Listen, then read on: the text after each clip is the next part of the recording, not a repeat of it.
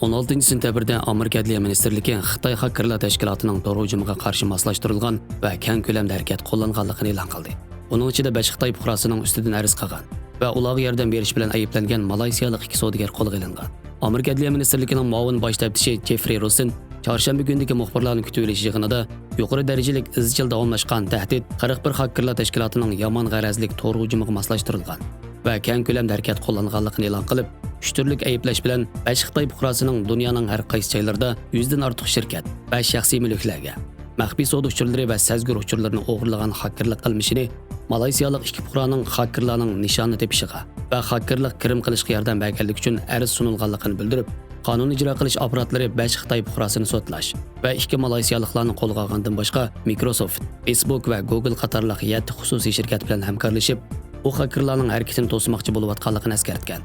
Ayblash hujjatiga qaraganda xaker deb ayblangan bu javobgarlar ta'minlash zanjiri hujumi bilan shug'ullanib, dunyoning har qaysi joylaridagi torlarni ziyorat qilish orqali to'lam pul hujumini qo'zg'atib, ziyonkashlik uchirg'uchidan pul to'lashni talab qilgan. Ziyonkashlik uchirganlar Amerika, Avstraliya, Braziliya, Germaniya, Hindiston, Yaponiya va Shvetsiyaga joylashgan shirkatlarni o'z ichiga olgan. Federatsiya taftish amaldorining aytishicha, ularning nishoni telegraf shirkati, hukumatlar, mudofaa shirkatlari, ma'rif va yasamichilik ekan.